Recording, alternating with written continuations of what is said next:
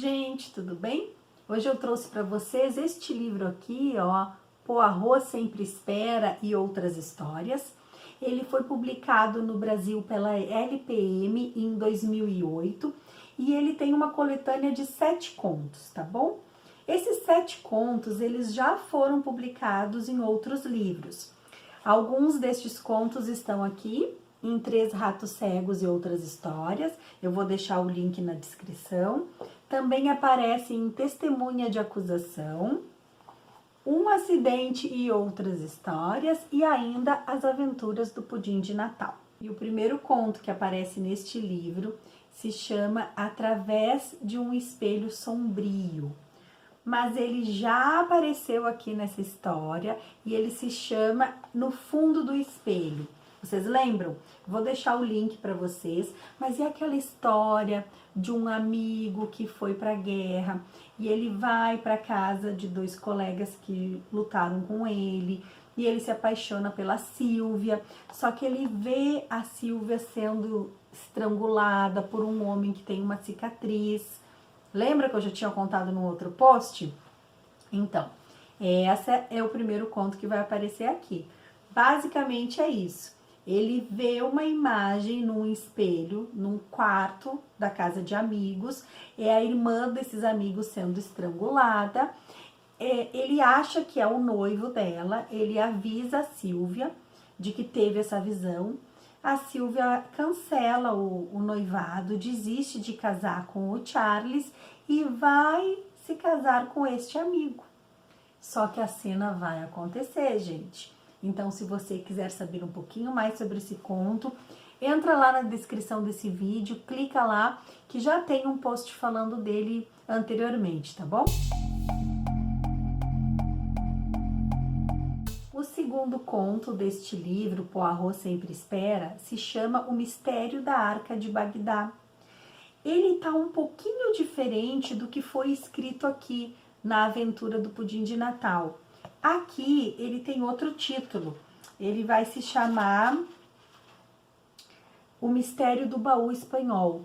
A história é a mesma, porém aqui tá resumido e aqui tá um pouquinho mais longa. É aquela história que o Poirot olha nos jornais as manchetes do assassinato, né? O homem encontrado morto dentro de um baú. Ele pede para a secretária ir separando todas as manchetes e ele vai desvendar aquele crime. Lembra, numa festa onde cheia de convidados, um homem está morto dentro de uma arca, de um baú. E daí as pessoas perguntam, mas como assim? Como ele foi morto? Como ele foi colocado lá dentro? A esposa dele estava dançando na festa, o que foi que aconteceu? Então Hercule Poirot, mesmo sem estar na cena do crime, ele consegue ir dialogando e desvendando esse mistério. Então aqui tá numa forma mais resumida, aqui tá numa forma um pouquinho maior. Eu também vou deixar o link na descrição. O terceiro conto deste livro se chama Onde Há um Testamento.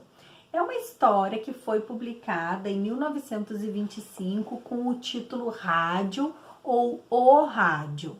É a mesma história nos 3 livros, tá bom, gente? Vamos ver se vocês lembram, porque eu já contei ela aqui em outro post. É aquele sobrinho que mora com uma tia, essa tia é viúva, e esse sobrinho vai jogar cartas com os amigos, e aí pra tia não ficar sozinha, deixa um rádio com ela.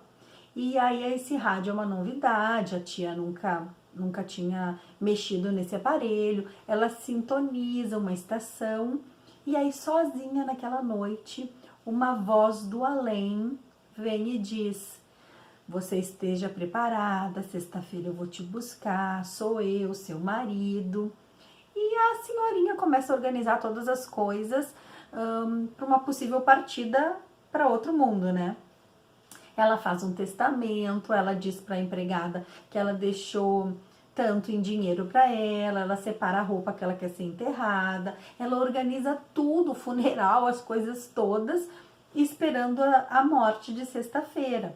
E aí a gente vai ver que esse sobrinho, ele tá envolvido nessa situação, ele tá envolvido nessa história do rádio do além, e essa história, esse conto é bem engraçadinho, porque ele se dá mal no final, né? Ele aparece, então, nesses 3 livros, sendo que nesse aqui tá exatamente igual aos outros 2, somente com um título diferente, tá bom? Ele foi escrito em 1932 e ele vai falar de um homem idoso, super excêntrico, que tem regras rígidas na sua casa, ele é milionário, ele convida várias pessoas para passar o final de semana e Hercule Poirot foi convidado para aquele jantar. E ele chega lá, mas o que aconteceu? Cadê o anfitrião? Quando vão descobrir, o anfitrião está morto no escritório. E aí começa uma discussão, como ele foi morto, por quem ele foi morto, quem foi a última pessoa que esteve com ele, e por que uma pessoa escutou a segunda batida quando ainda não tinha acontecido. Então todo esse mistério Hercule Poirot vai desvendar aqui neste livro, que já teve essa história publicada em Testemunha de Acusação. O conto Poirot Sempre Espera, que dá o título deste livro, desta publicação, ele já aparece como O Reprimido neste livro aqui. Este livro ele foi publicado em 1960 e ele tem essa mesma narrativa, Poirot Sempre Espera, porém com o título O Reprimido, que vai se repetir aqui nessa publicação de 2008. E esse conto é aquele que uma dama de companhia da viúva vai atrás de Hercule Poirot, ela agenda um horário, ela vai conversar com Hercule Poirot e ela diz, olha, a minha senhora, para quem eu trabalho, pediu para que eu viesse aqui, para que o senhor fosse até a casa dela verificar um assassinato, sendo que quem foi incriminado é o sobrinho, mas ela não acredita que o sobrinho matou o seu esposo. E o Hercule Poirot fica um pouco intrigado com aquela moça e pergunta, e você, o que a senhorita acha? A senhorita já tinha uma opinião formada do Hercule Poirot, apesar de saber que ele era uma pessoa muito inteligente, um expert na sua área de investigação, a aparência não condizia, né, gente? Porque, convenhamos, Poirot pequenininho, baixinho, bigodudo, uma figura bem excêntrica, né? E a senhorita diz para ele, responde para ele, eu acho que foi o sobrinho mesmo que matou, mas como eu obedeço ordens, eu vim aqui transmitir o recado. E Hercule Poirot então vai para a cena do crime, ele vai conversar com todas as 5 pessoas que estavam envolvidas no dia do assassinato e ele vai desvendar o mistério, comprovando que sim, a viúva tinha razão, não foi o sobrinho quem matou o seu esposo. Quem foi? Vocês lembram? Digam aí se vocês lembram, porque esse conto já apareceu aqui num outro post que eu também vou deixar na descrição desse vídeo. E agora nós vamos para os 2 últimos contos deste livro, que se chama A Boneca da Modista e Santuário. Estas 2 histórias, elas apareceram em 1979, no livro publicado Os Últimos Casos de Miss Marple.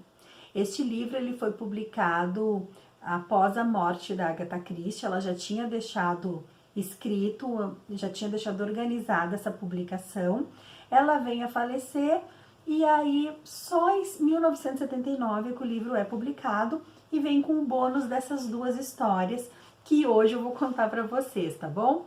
Essas histórias, elas são... Uma aparece, a Miss Marple, a outra não aparece. E como eu vou contar toda ela, então ela tem indicação de spoiler, tá bom?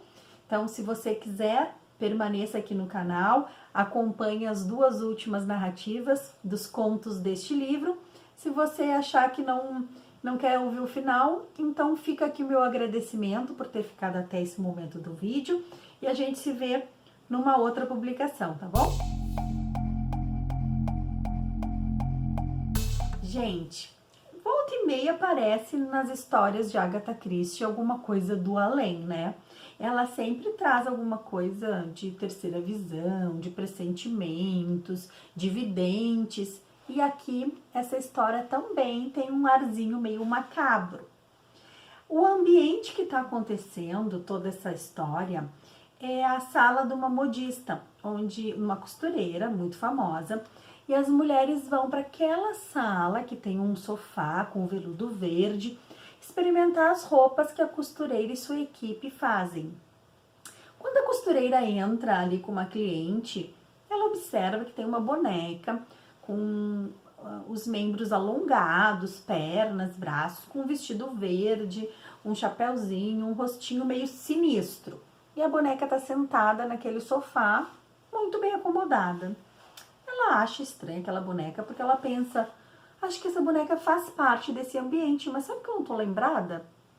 Ela comenta com uma outra funcionária dela e todos começam a reparar na boneca. E a boneca parece que tem vida, ela tem um ar meio sinistro. E a boneca ora tá no sofá, ora tá na escrivaninha, a boneca se movimenta. E a modista começa a ficar preocupada, ela começa a perguntar, quem mexeu na boneca? Quem tirou a boneca do sofá? Quem tirou a boneca e colocou na escrivaninha?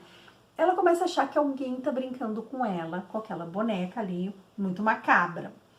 As coisas vão acontecendo, vão entrando num enredo assim, meio fantástico, até que a modista resolve que vai trancar a boneca naquela sala e ninguém mais vai entrar e vai mexer e vai fazer nada. Se a boneca quer continuar naquela sala, as costureiras é que irão se retirar. Meio doido, né? E é o que acontece.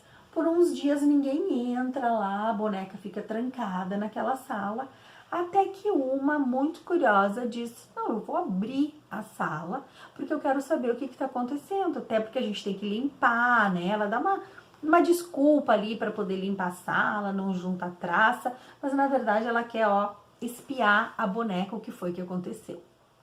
E aí, gente, aquela sala não tá suja, aquela sala tá diferente, e daqui a pouco a boneca já vai pro salão, e quem trouxe a boneca e começa tudo de novo. Até que uma delas surta, pega a boneca e joga pela janela. Quando elas jogam a boneca pela janela, a boneca cai de rosto virado pro chão. E uma criança de mais ou menos 8 anos vem e pega a boneca. E as mulheres modistas, as costureiras, se preocupam, pensam, meu Deus, essa boneca é diabólica, tá endiabrada ali dentro, e vai passar pra criança, a criança tá correndo risco. E aí elas descem correndo assim, devolva a boneca, devolva a boneca. Elas começam a gritar, querendo a boneca de volta, e a menina diz, não, eu vi vocês jogando a boneca pela janela. Essa boneca agora é minha, porque essa boneca quer ser amada. E vocês não souberam amar a boneca. Então a história é meio macabra, termina assim, a criança indo embora com a boneca e as costureiras se olhando, não entendendo o que foi que aconteceu naquele contexto todo. É uma história meio doidinha, né? Mas a Agatha Christie às vezes coloca no meio dos seus contos umas coisas de evidência, umas coisas sem pé nem cabeça que a gente não consegue nem mesmo explicar. Então, essa historinha aí, a boneca da modista, ela aparece lá num conto da Miss Marple e vem ser repetida agora aqui nessa publicação da LPM. Santuário é o último conto deste livro e é um continho assim bem gostoso de ler. Vem então trazer Miss Marple de novo para esse enredo. Ela é muito esperta, ela consegue dar um nó na situação toda e a história é bem agradável. Eu ainda não a conhecia, eu acho que vale muito a pena e vou contar para vocês. Começa assim. A esposa do reverendo, do vigário daquela comunidade, ela vai de manhã enfeitar a igreja, ela leva flores, está arrumando o altar, quando ela observa um homem, um senhor, uns 40 e poucos anos, caído no canto da paróquia. Ela se dirige até esse senhor, coloca a mão no pulso e vê que ele ainda tem batimento cardíaco. Ele está segurando o peito com um lenço aqui, apertando muito forte.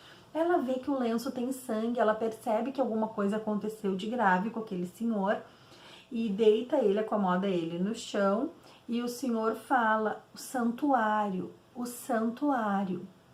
E ela fala assim, o santuário, tá bom, eu vou procurar ajuda, o senhor fique aqui. E ela pensa que ele fala Július, que é o nome do esposo dela, né? O nome do pastor, do padre daquela igreja.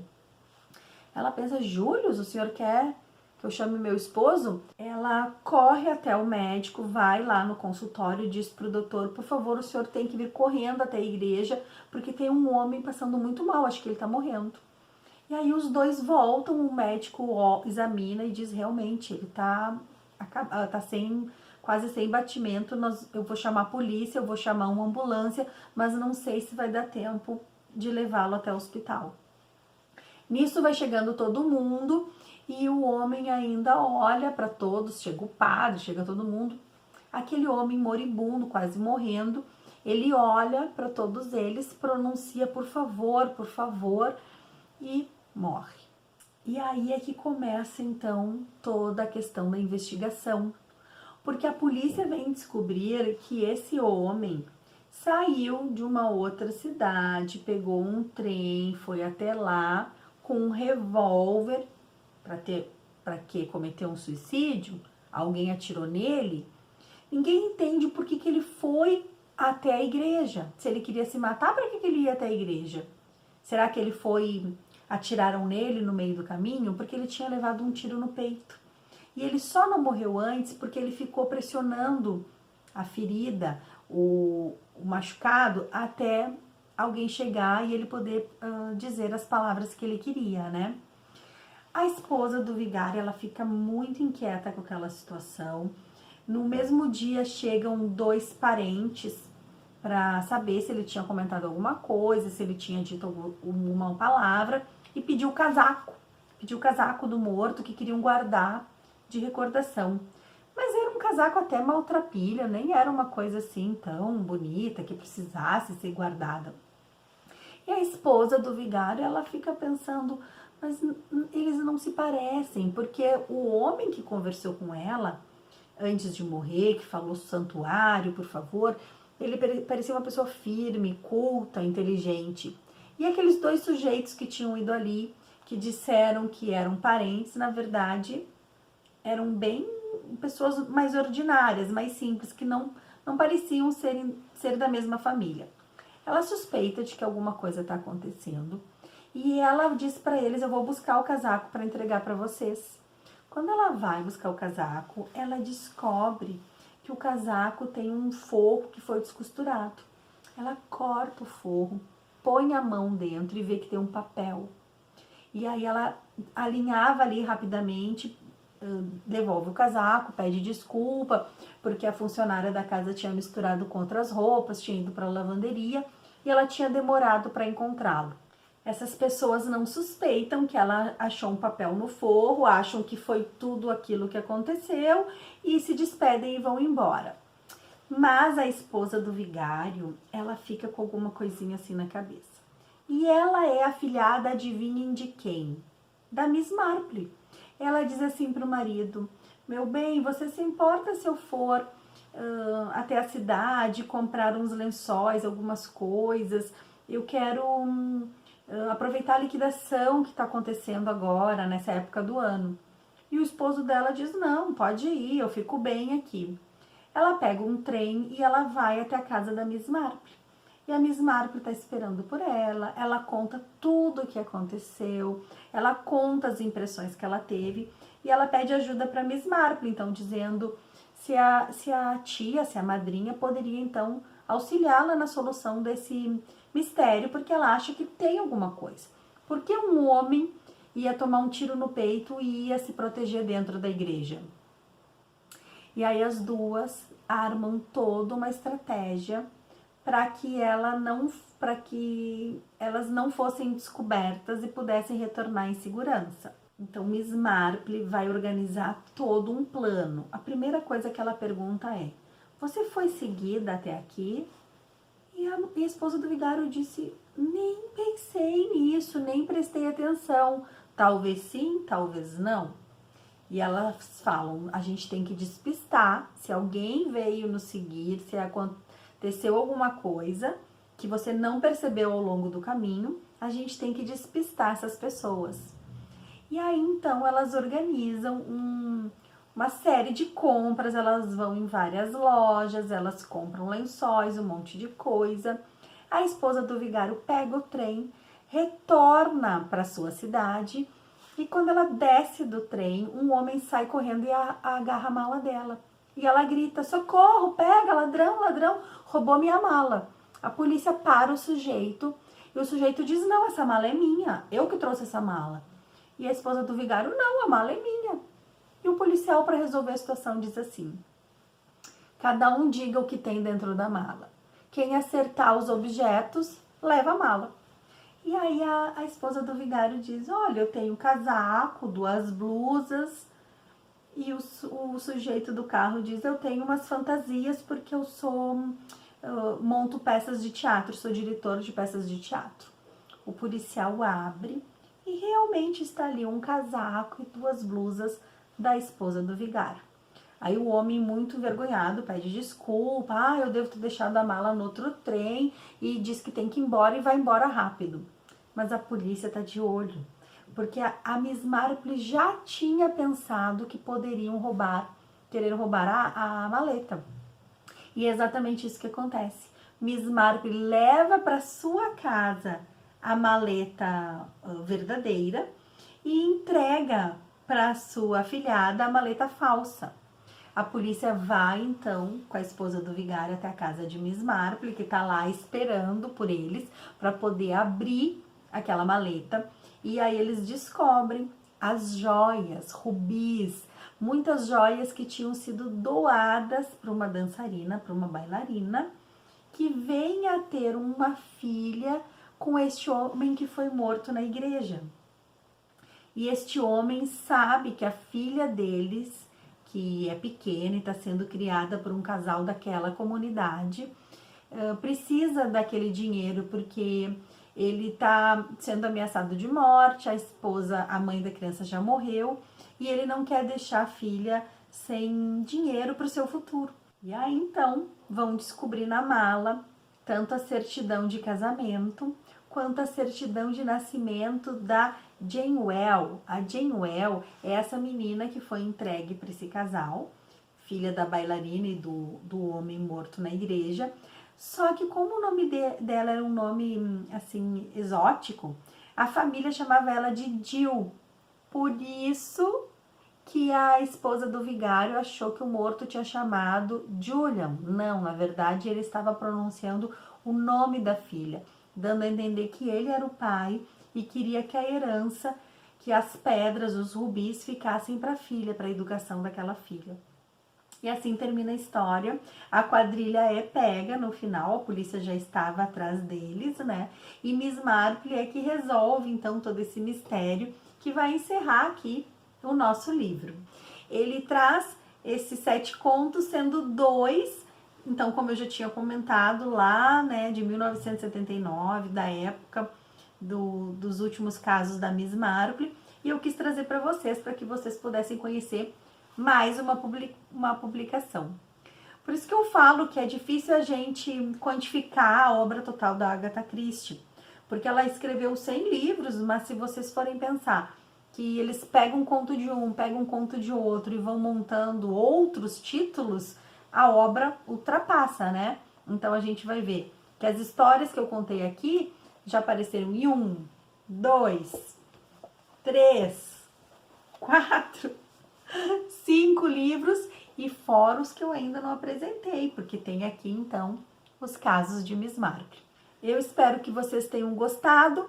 Deixe um comentário aí, deixe um like no canal, ativem as notificações e a gente se encontra então na próxima semana com mais uma história da nossa playlist Agatha Christie.